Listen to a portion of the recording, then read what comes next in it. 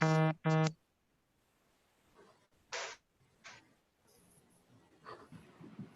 afternoon and welcome to another episode of Government in Transition. I am Michael Gordon and this program is brought to you especially by the People's Progressive Party Civic. I'm joined today by First Attorney at Law Marcia Nadia Sharma, Economic Advisor Peter Ramsaroop and Mr. Deodat Indar. I welcome you all to this program. Good afternoon. Thanks for having us. Okay, Thanks for having me, Michael. I'll begin first with Marcy, and we will deal specifically with the occurrences at the Guyana Elections Commission.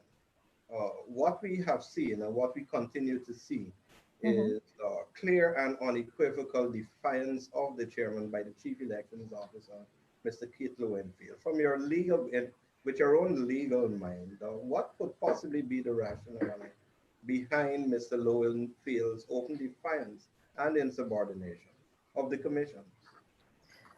Well, Michael, there's no legal explanation for Mr. Lowenfield's rogue and unprofessional behavior. His blatant insistence to be insubordinate to the commission and to the instructions of Madam Chair is just plainly and simply willful. He has no intentions of doing what he is required by law to do because he has a vested interest. And that vested interest is, of course, that he wants to see the party of his choice be sworn in and declared the winner of the 2020 election. And there's no possible legal explanation I can give you or give anybody in the public to reasonably and rationally explain the man's defiance. And that is simply what it is. It's just defiance and disrespect.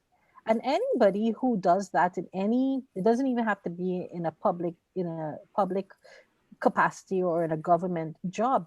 Basic businessmen and women will tell you that any employee who fails to perform an instruction or fails to act in accordance with the mandate given by your boss has two options. You either resign gracefully or you're fired. So there's no legal explanation to his wanton behavior.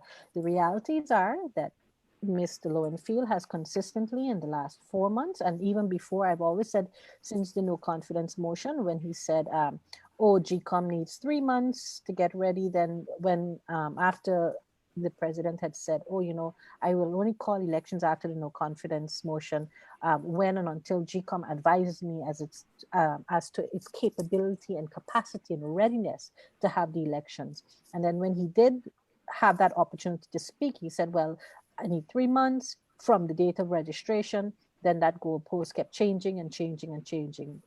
Synonymous really with the APNU narrative. There's no other explanation. Well, I guess he's probably taken a cue from the manner with which the incumbent has been changing the goalposts. That is President Winter.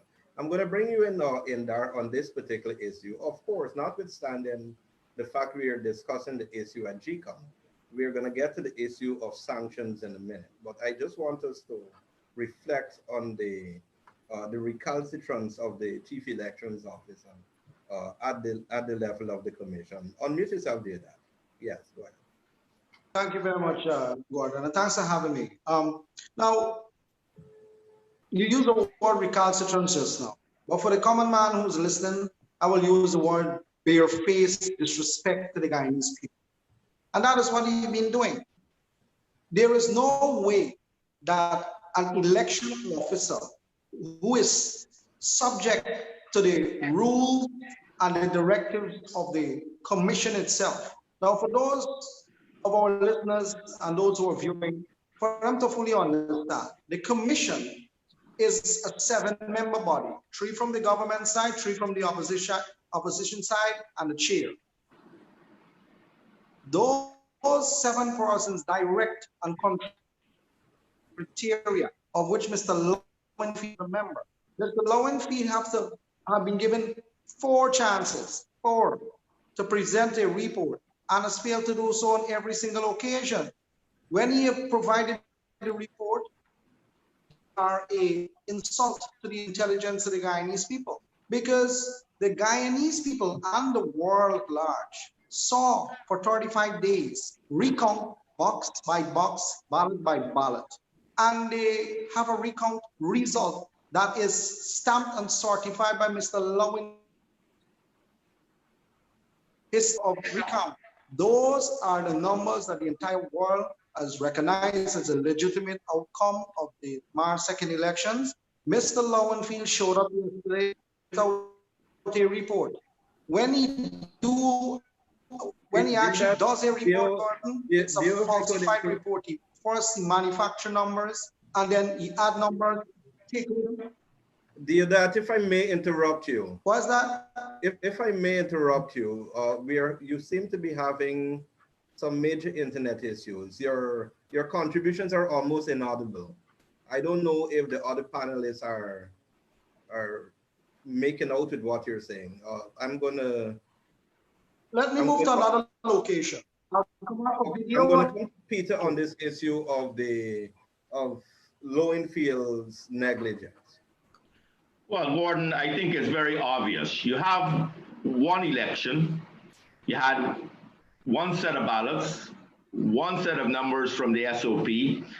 For a man to come in and with those one set of numbers, as Indar was saying, give you 4 different reports with 4 different set of numbers, basically, I can categorize him as a con artist, because you cannot, make up numbers, you can't subtract numbers. There's one set of ballots that the Guyanese electorate went to vote. There are one set of SOPs, 2,300 plus SOPs that are being calculated and counted. The recount information proved that. So for Mr. Lowenfield to continue to think that he can come in and lie to us that numbers are different tells you that he has broken every possibility of redeeming himself. So there's nothing else he can do now, but as Marcia said, be fired, because he has shown incompetence, he has shown activities that are fraudulent, and in any part of the world, in any part of any organization, you wouldn't survive. You wouldn't even be disciplined. You would be fired. And that is my intention, that he ought to be relieved of his duty. He should not be given another chance. And the numbers are out there. The GECOM has the real numbers. The recount information is public information. So the Secretariat has enough of the data to give the rightful declaration that is needed for Guyana to move forward. Oh, Deodat, I'm going to come back on this particular issue. We seem to have had some technical difficulties with you. Okay, you hear me clearly now, Gordon? You hear me clearly? Absolutely. Okay. Yeah, so I'm saying to you, right? I'm sorry, just now I was in some concrete wall, sorry. So there is an election law of 2000. Section 18 of that law specifically says that the chief election officer is under the direction and control of the Elections Commission.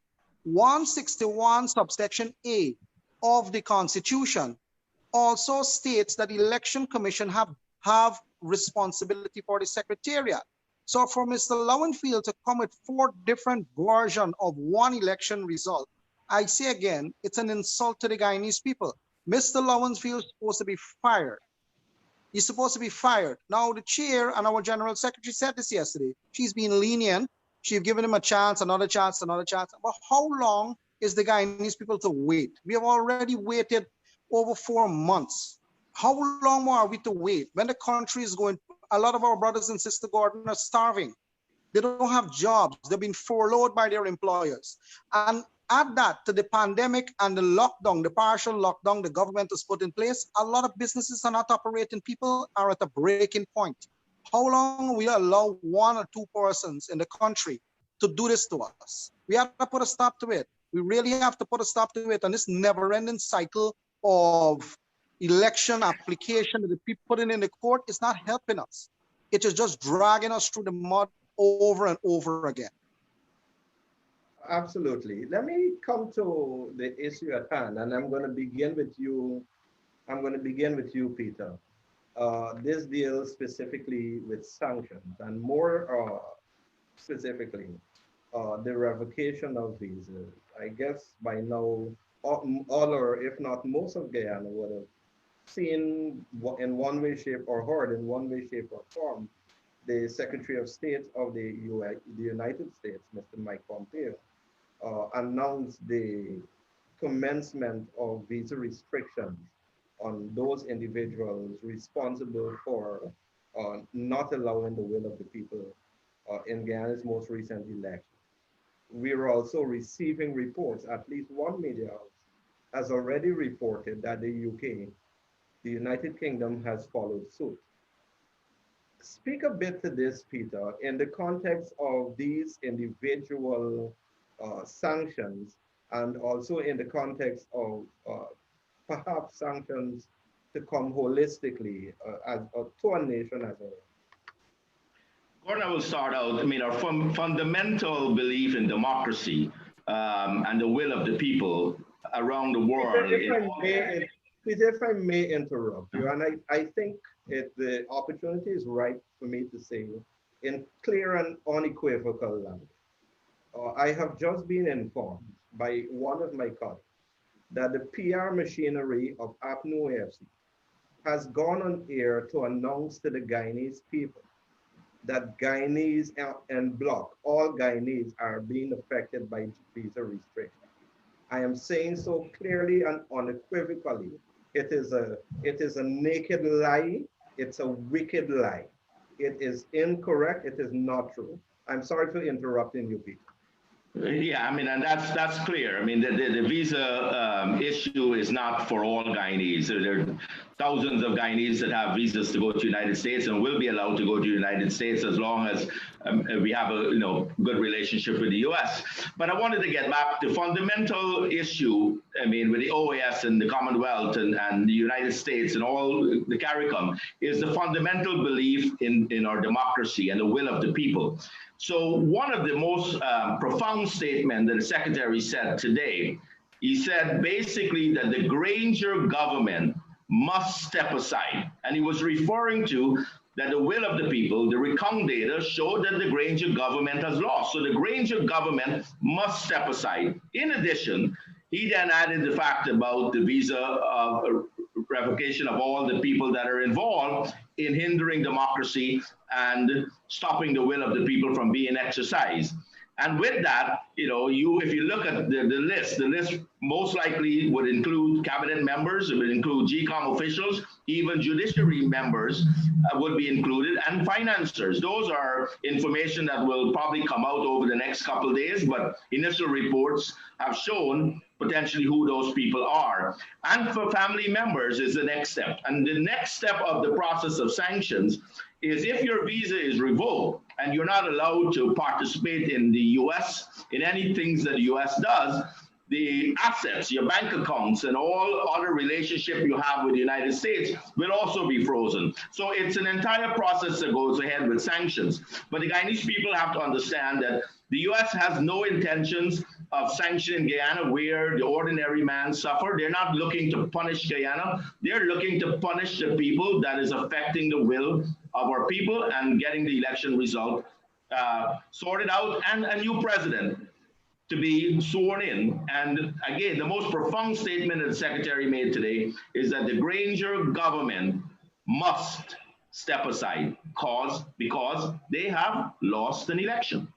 Michael, Marcia, if I can... Marcia, you seem very animated and wanted to contribute to this. I wanted to just interrupt a little and to say this, that narrative that you would have just explained or expressed is pure wickedness and consistent with APNU-AFC behavior.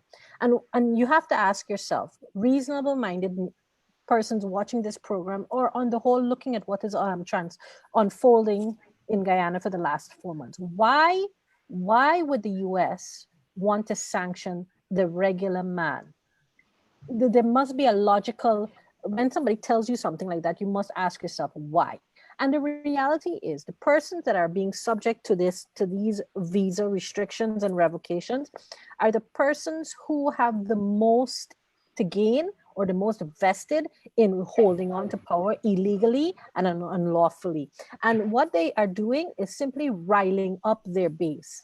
that, oh, who is America to come and tell us what to do? Who is America to come and tell us that we want to go to your country? We could do without your country.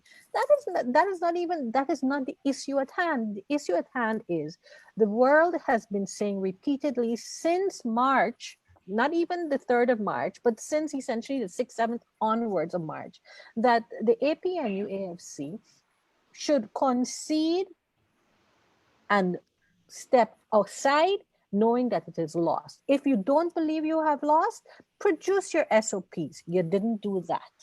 You agreed to go to a recount. The recount shows that you lost, and yet you still mean to hold on to something that does not belong to you, that does not represent, as Peter said, the will of the people. And so I would really caution anyone listening, APNU supporters, or anybody for that matter listening to the nonsense that might be spewing from that camp. Ask yourself, why would the US or anyone else for that matter do something so silly, so drastic, when they are not the ones who are engaging in unlawful and illegal acts? That I'm going to bring you in on this issue. I know we've had programs before. I've had you on this program before, and you explained at length the processes of sanctions and so on. I'll ask you to revisit that, especially in the context of what has been happening in the last 24 hours in this regard. Thank you very much. So Peter touched on it a little about the phases of how it come about. But a sanction regime, we must understand from the United States government, the United States is a very intelligent player. They have dealt with rogue nations before, since the dawn of the republic. They have dealt with the Nazis, they've dealt with the military junta of Burma, they've dealt with the Russians at Crimea, they dealt with Venezuela next door, they dealt with Sudan, and a list of long countries, North Korea, all of them. They're all subject to US sanctions. Now, some have extreme versions of it. In this case where Mike Pompeo came out this morning and warned that sanctions will befall Guyana, just to rebut the lies that they're saying, it's not Guyana. It is the people that are obstructing and undermining democracy, the declaration of the result, rigging of the numbers, falsified reports, contributing monies towards the effort. That is why the sanctions net goes toward financiers. It goes towards the police who are misusing their office and suppressing democracy. So it is a wide net that is cast. This is what we call the initial steps, Michael. The initial steps is revocation of visas for persons and immediate family members, as the U.S. Secretary of State just said. But the next steps of it will be things like freezing of assets. There are assets in the United States and its territories. But we also have to watch the other countries. If the United Kingdom is going to come out, if the European bloc is going to come out, and if Canada is going to come out with similar moves. Now, when it moves from revocation of visas and freezing of assets, it's also moved to the country, where the country start getting isolated, where wire transfers cannot take place. We cannot trade easily. We cannot export our goods or import from certain countries, especially the United States. It starts to affect you on a broader scale. Until then it will affect everyone in Guyana. We are not at that place yet. What is happening now is all of the rogue elements in the PNC camp and the AFC camp that are doing this, and in GECOM, those are the ones that are suffering. Those are the ones that they clearly said will be affected. Now, if you want to understand it a little more, for those listeners and ones viewing the same, Michael, they can go to the US Treasury Department.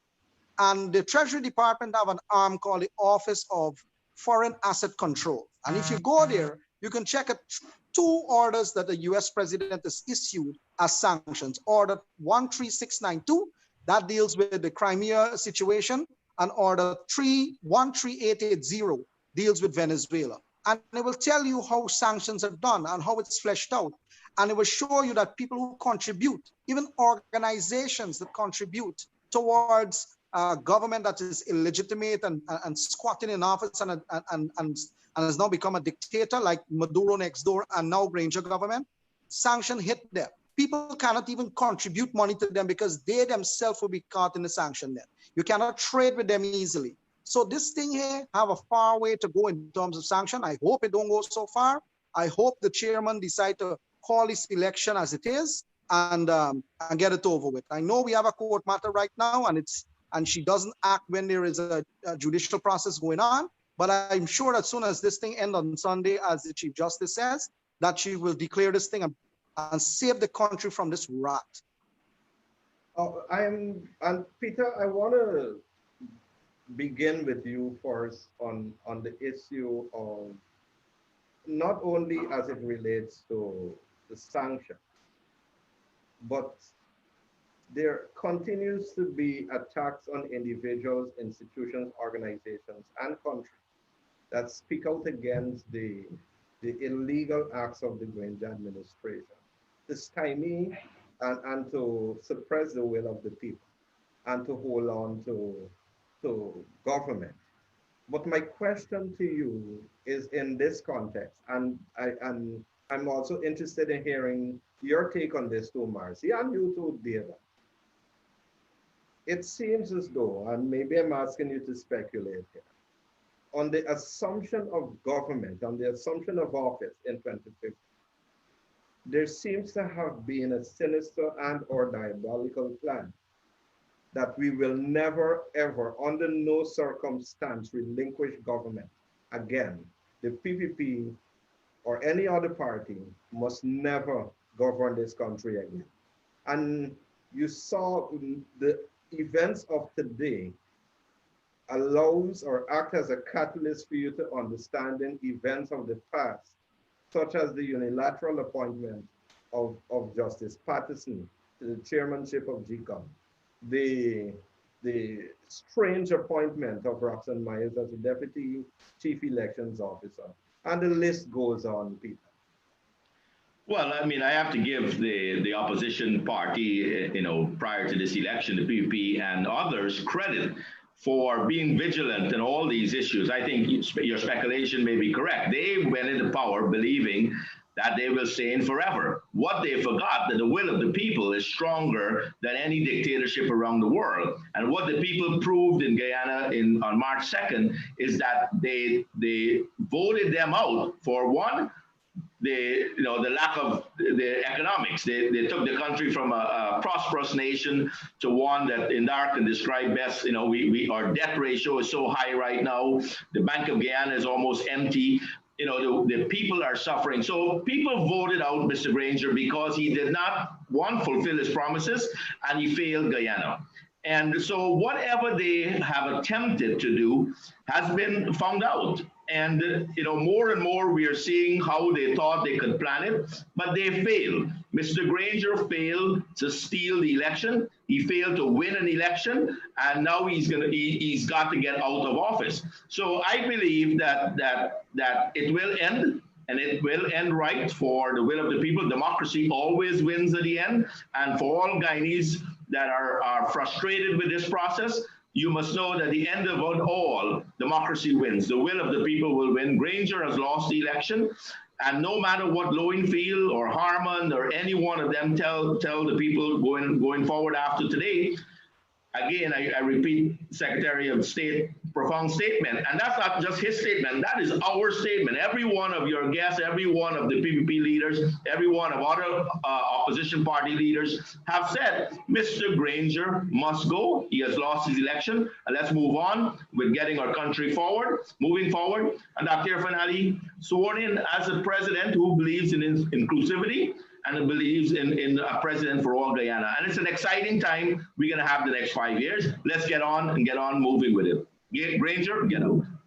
Marcy, this is your turn to indulge me in my speculation. I'll ask you to unmute yourself, Marcy. Sorry, forgot. I gotta say that I believe and I genuinely feel that your speculations are reasonable. And why would I say that? The factual evidence of what has occurred since the no confidence motion to present, and I have to go back to the no confidence motion because we are where we are because the wheels were put into motion when on the 21st of December, the motion passed. And every bit of conduct which would have been articulated thus far have been also suggest that there was no intention, and there is no intention to leave office. And as recent as in the last 48 hours, or maybe 72, where you had former Minister Ramsaroop saying that we won on a technicality, and then followed by Mr. Trotman's, well, so what if Mr. Lowenfield did something wrong? The commission can't stop him. They must declare whether it's wrong or right.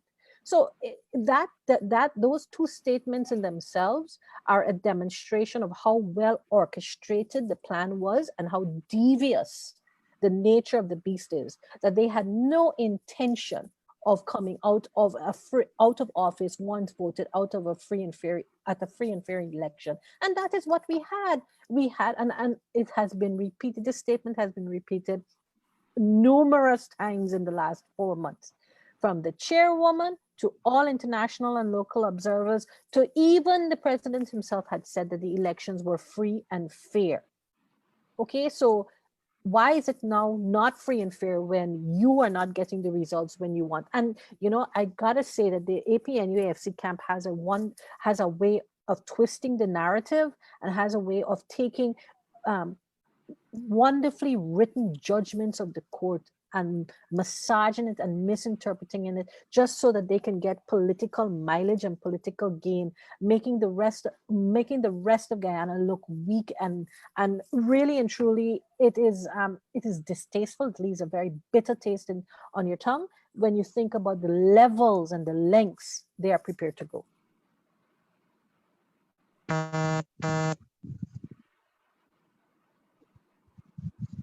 Michael, you there? You're muted, Michael. You there, Michael? Your thoughts on this issue, Deodat? Yeah, so Michael, I believe that you're 100% correct. And it is called tradecraft. If you look at the appointment of the permanent secretaries in the country that Mr. Granger put up, you check their background. If you look at most of the organizations, that run in the country, like the hospital and other organizations, they're run by his military bodies, right? So all of them, he has set up. Look at how we paint the office of the president in green. Look at the bus that they have, the Granger bus. All of those things are tradecraft. Those are the same kind of thing Mr. Barnum had in the early days, when you start indoctrinating a nation to have one party kind of thing going on. That is not in a democracy. A democracy doesn't operate like that. Our democracy and the Constitution, every 5 years, you go to the polls and you ask the people, did I do a good job or did I not? And they will vote for you for you to stay in or you to leave. But you're right, these guys decided to plant roots. They plant roots everywhere, and they didn't want to come out. Look at what they did. All of these appointments and all of these dragging along and these nonsensical argument and false interpretation of clear legal judgment. All of this is designed for them to just kick the ball in the green field one more time. It's a never-ending cycle of application that will end up in the court. They want to stay in power as long as they possibly can, for all the nefarious reasons there are. So to your question, Michael, you are 100% correct, and it is noticeable by the population. Just by looking around how they operate, it's noticeable by them. By the smallest child can tell you that. So you're right, my brother. I agree with you.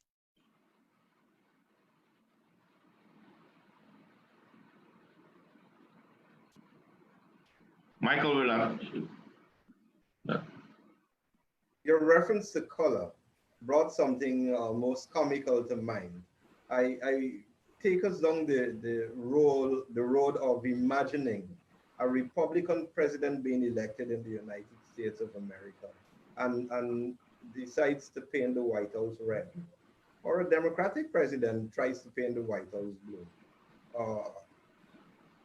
Without a shadow of a doubt, that is what we had in Guyana over the past 5 years. It is that we have stooped to those levels. Nevertheless, we seem to be some steps in some way or the other closer to having the declaration of Dr. Mohammed Irfan Ali declared and sworn in as president of the Republic of Guyana. However, Guyana is at an important crossroad, and if I may indulge you on this issue of the future trust of this country in the context of the economic, social, and international relation damage that has been done, uh, especially since the passage of the no confidence motion and intensified after the March 2nd, 2020 elections. I'm going to begin with you, Marcia. Guyana cannot exist in isolation of the rest of the world. That is a fundamental truth that no one can deny and close your eyes and pretend that it does not exist. Guyana, in all of its glory, has a significant lack of resources, both intellectually and infrastructurally. And we have always had to rely on our international partners, our regional brothers and sisters, and our own citizens to essentially do what is considered on a global scale to be cooperation and working in the best interest of humanity. And these elections should not change that. And what you have seen is a very blatant effort to change our standing in the, and has changed our standing really in the world. And so moving forward, again, economically, socially, we just need to be able to say with a very mature and responsible outlook that governments come, governments go. We are elected, we are ousted from office, but the business of Guyana and keeping Guyana a viable partner in the world is still the utmost aim for all of us. And more so now, I think there's a general belief that, oh, it doesn't matter what we do because we have oil. The international powers will come and play heed because they will need us. That is not so. The world needed Venezuela's oil too, and that didn't quite turn out the way it did. Who got hurt as a result of the left socialist behavior in Venezuela? It wasn't the government officials, it was the ordinary man and woman on the street who could not afford to go and buy anything to eat. And in fact, there's nothing in the stores because the sanctions are in play. And Venezuela is just a clear demonstration of what our future could look like if we continue to isolate and alienate ourselves from the rest of the world. I'm going to bring you in on this issue, Deodat, the issue of Guyana's forward trajectory in the context of all that has happened over the last 20 months or thereabouts. Yeah. So, Michael, is a very important question because these people in the PNC and the AFC, I call them PNC and AFC because there's no APNU anymore. All of them small parties, it's just a couple of people. I doubt there's an AFC too. Yeah, that's a defunct one too. Let's just say PNC and call it George. Just PNC. So these guys in the PNC, right, they have done significant harm to the image and reputation of the Guyanese people. They have two guys on a show, they call them Lampier Pompi, or we got Abatana Costello or something. I call them Brick and Lace. They whole day, every day, they will go and they say cost the international community. Then they have the leaders above them doing the same thing.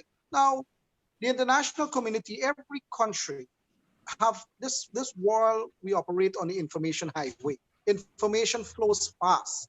And they could tell the difference between right and wrong. Sorry about that.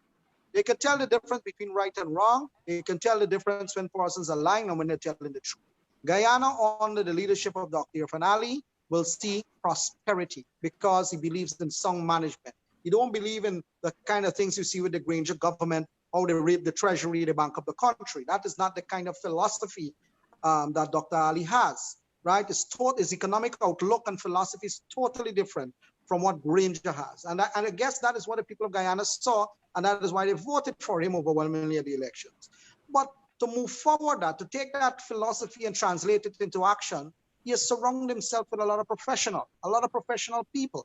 People from all walks of society, all races in society are part of the Irfan Ali's team.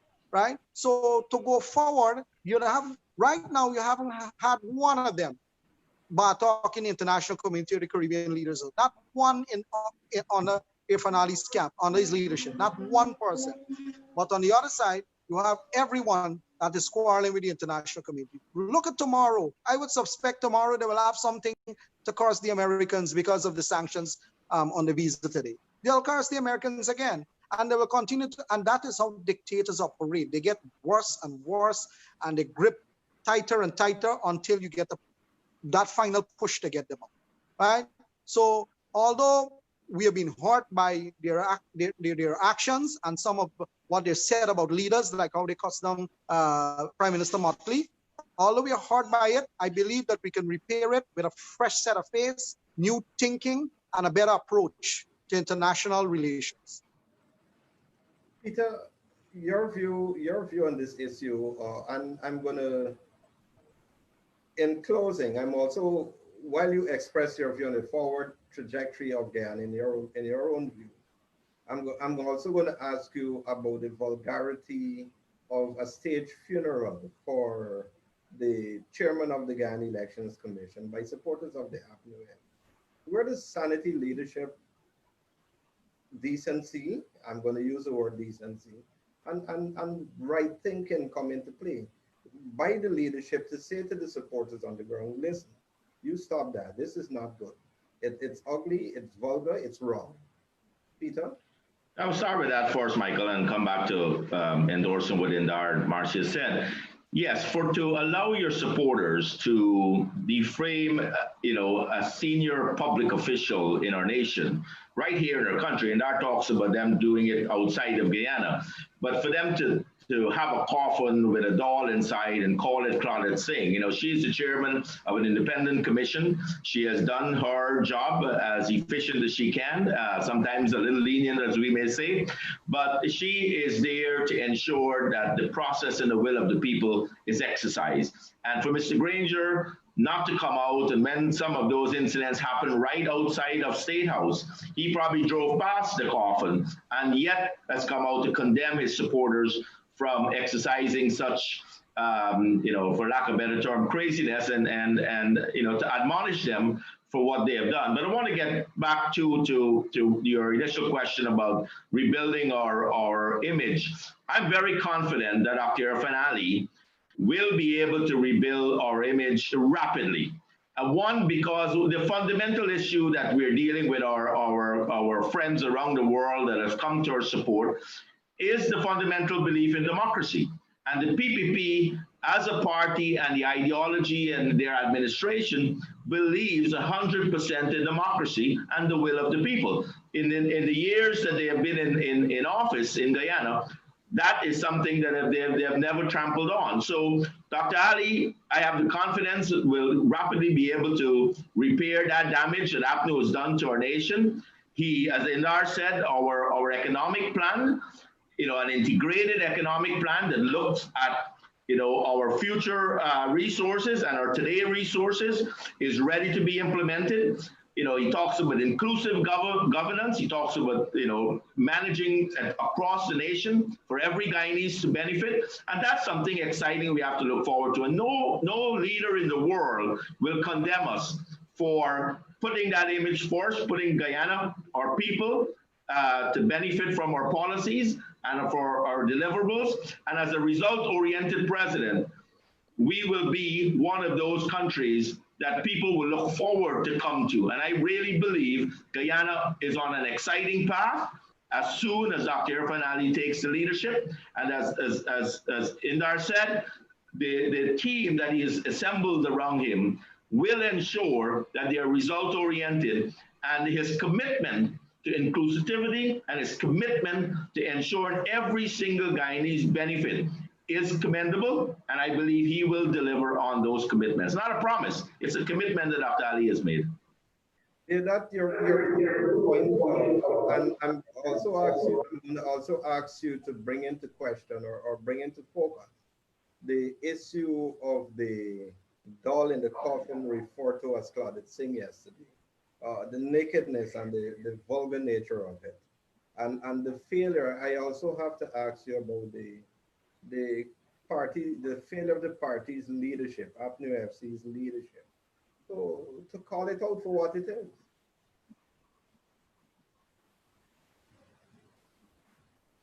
Deodat, you know? I heard the first part of the question, which is about the coffin that they had with Justice Singh. So let me address that, right? You know, you don't call dead on people, you know. You don't do that, you know. You know, so to you. So to see, We seem to be having some technical issues with the maybe internet. Peter, maybe Nadia or that could go ahead before me. I'll come back in. I'm going to put this question to you, Marcia, and I'm going to ask you from the standpoint, first and foremost, of being a woman, and secondly, the issue of leadership and whether leadership is really leadership to the point that you could call into question such acts by your supporters. Look, what happened yesterday with that coffin scenario really brought a lot of memories to me, having lived through the 1997 elections and the effigies and the burnings and the exuberance with which freedom of expression is practiced by the APNU-AFC supporters when they feel that they're pushed against the corner.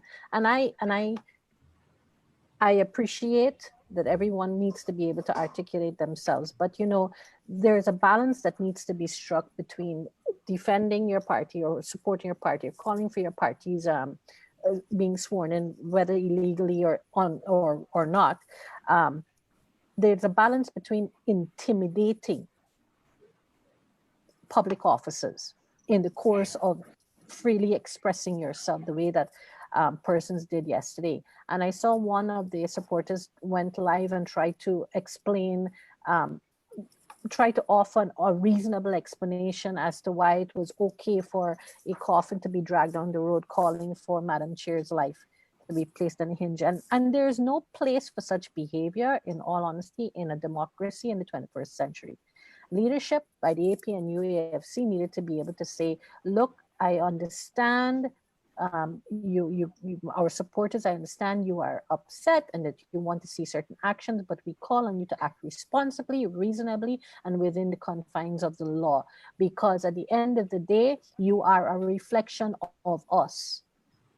And we saw that lacking. That did not come out. As a woman, I have to say, it is scary to think that every time a public officer such as Madam Chair does something that you are not in keeping, you believe it is okay, and that a woman officer might be feeble and weak-minded to think that it's okay, and you can intimidate them to bend to your will, and that's not going to happen. We have our Madam Chair has been extremely patient, as Peter said, very lenient at sometimes, but her decisions have also been very erudite and supported by the CCJ.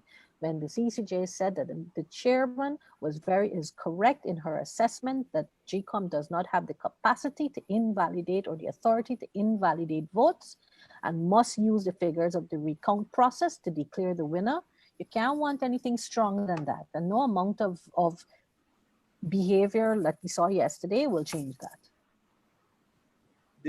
Deodat, I'm going to bring you back in on this issue of yesterday's. Thank you very much. Thank you very much. You can hear me clearly now. So, yeah. You don't call death on people, as I said earlier. You don't call death on people. You calling death on people, it comes back to you. So those people who have her in a coffin and trying to do all kind of mumbo jumbo around it, I mean, I would expect the religious community to come out and say something about that, apart from their political masters. Their political masters, I wouldn't say, they will not come out, Marcia, and tell and condemn that behavior, because right now they're in the court trying to get the court to allow for Mingo ringing. They want the court to adopt Mingo ringing. So there's no dignity in them anymore. In my view, they have all lost that element of dignity and integrity. What you have now is some empty shells running around the place, holding on to a rope that is cutting their hands going down the rope. But those kind of behavior, it doesn't belong in our society. It should be stamped out. It is tasteless, and we should all reject them, right? That is, it's not behavior for our country. That's not what we want to show our children, Gordon. None of us want to teach our children those kind of behavior, right? So I really don't agree with that. I was upset when I saw it too. Thank you. Deodat, Indar, Marcia, Nadia, Sharma, Peter Ramsaroop. It has been a pleasure having you on this program. Thank you, Michael. Thank you very much, sir. And thank you for very much for the listeners and your viewers. Thank you. And I'd like to thank the listeners and viewers for joining us. This has been Government in Transition, a special program brought to you by the People's Progressive Party. My colleague, you thought, will be on at 4 p.m. Please tune in again for more updates, compliments of the PPPC.